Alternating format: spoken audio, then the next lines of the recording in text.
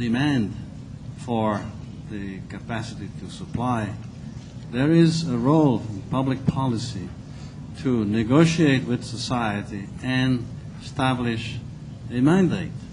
If the costs, which is the case today, if the costs of, with the exception of Brazilian ethanol, if the costs of production are higher than the price you can sell them, then you have to implement some form of distribution within the society.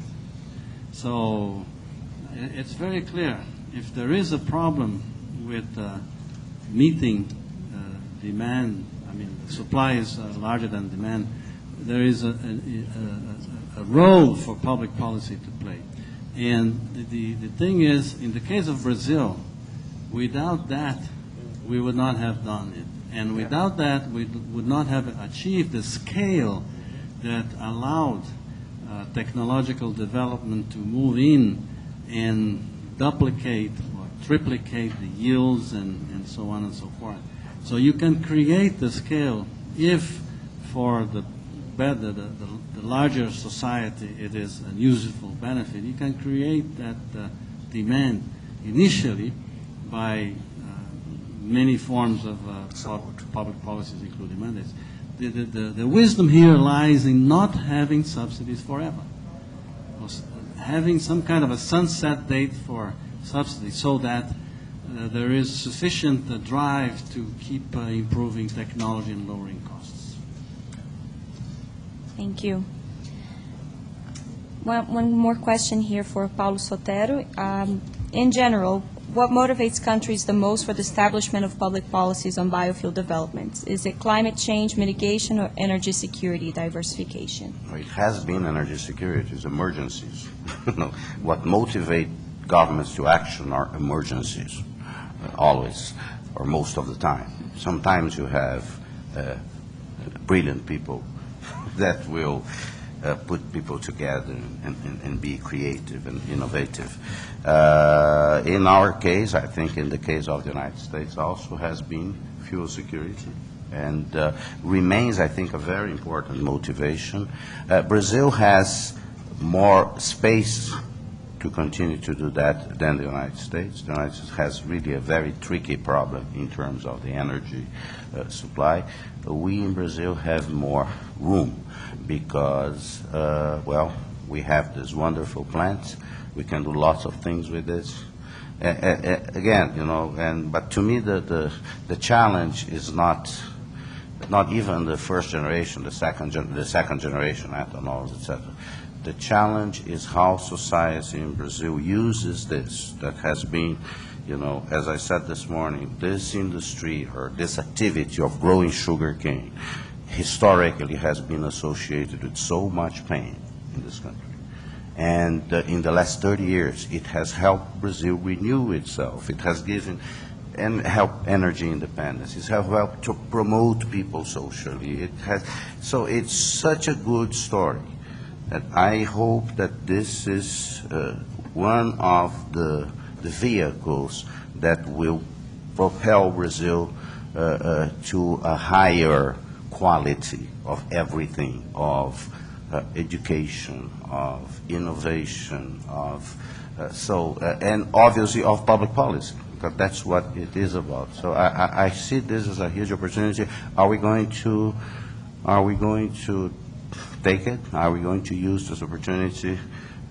You know, if we were in Brazil right now in a more propitious moment, if we didn't have the problems that we are seeing around in Brazil and in other places, I would say yes, without a doubt. But this is a difficult. Those are a few difficult days we are facing. So I am a little bit more cautious. But the way, it's not about sugarcane only. It's about a lot of hope that we are going to use this opportunity, as they have been doing this in the United States, to, you know, to reach another level and to help face this huge problem that is a common problem for humanity, climate change. Thank you. Thank you. We heard, for the ones who had a chance to hear the last plenary session on the trade barriers 10:45, I think it was when it started, the last one, we heard Jeffrey Scott talking about having, and this is just a compliment from me, having energy security as the front door and climate mitigation as the back door for the incentive of creating this market for biofuels without barriers. So on top of that, I'd like if maybe Sergio Trindade could comment on if a country is very serious about reducing its GHG emission and diversifying its energy sources, shouldn't those two come together hand in hand, so the country is actually committed to open markets and free trade, and biofuels can deliver their environmental and social promises? I mean, if you're serious about GHG emissions and you're serious about energy security, why do we see different countries going different ways? I mean, the policies don't always walk hand in hand. Could you comment on that? I can try. Well, what the question implies is that there is a homogeneous approach in the world about the issues that the question addresses. The point is there is no universal agreement on climate change. There are still people in the world that do not believe there is a problem with climate change, in spite continuously growing evidence from the reports of the Intergovernmental Panel on Climate Change that, yes, there is a problem, and yes, it is to a great extent man-made or woman-made. Consequently, there is no agreement universally. So it's difficult to match the concept of bringing in the GHG savings proposition with policies in various countries for GHG abatement. The exemplary case is the European Union, which gathers some 25 countries today and has consistently been pursuing the abatement of greenhouse gas emissions. However, other countries have not followed the same pathways. The United States, for instance, has not even ratified the climate convention, not to speak of engaging in international arrangements and agreements. They have done in the United States domestically by different regions, beginning with California, an effort to cut down greenhouse gases. And in New England, there is a coalition of states in the United States that is pursuing the lowering of greenhouse gas emissions. But as a nation, the United States have not come into a common understanding and agreement, and therefore, being the largest emitter of greenhouse gases in the world, it's very important that they come into the fold. Otherwise, there's no point offering the benefits of greenhouse gas. These things are not static, they are changing. Even the countries that, according to the Climate Convention, do not need to meet quantitative targets, such as China, Brazil, and India, large emitters of greenhouse gases, even those countries have begun to consider the idea of voluntary quantitative targets. And this is a kind of a major shift in policy by these countries. At any rate, the point is well taken, difficult to implement because there is no homogeneity in the policies practiced by important players in this arena. Thank you. It is a hard question. I just think that the next one is the real $1 million question. Governor, please, do you think it's possible to have a free ethanol market between Brazil and the U.S. without taxes? Yes, it's possible. Yeah, but Probable.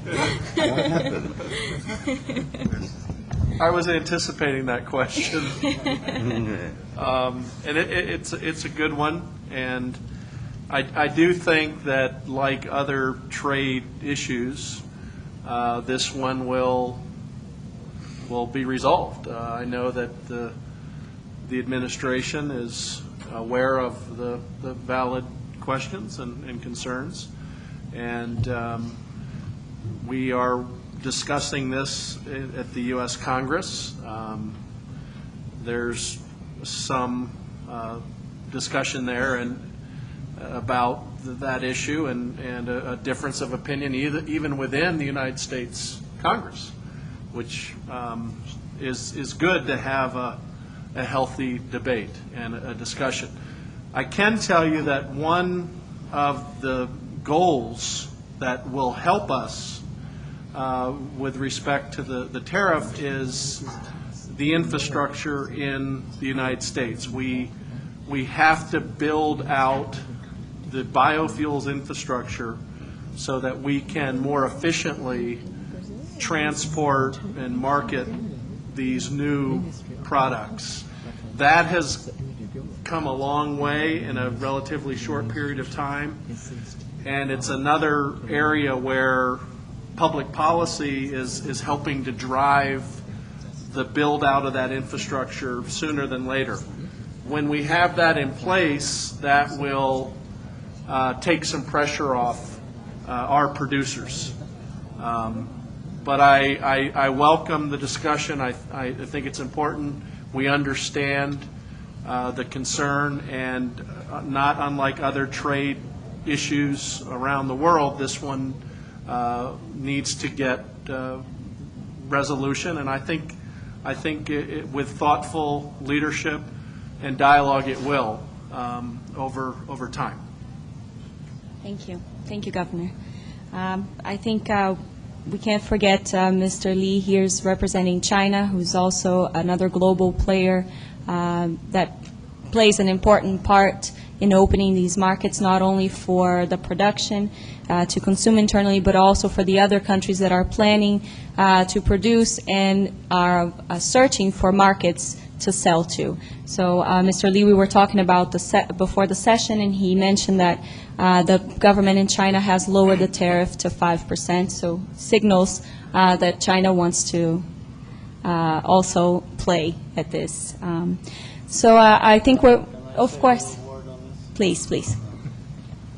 I think these issues of trade, it's very important that there is a will on both sides, and there is initiative on the side that wants to make change.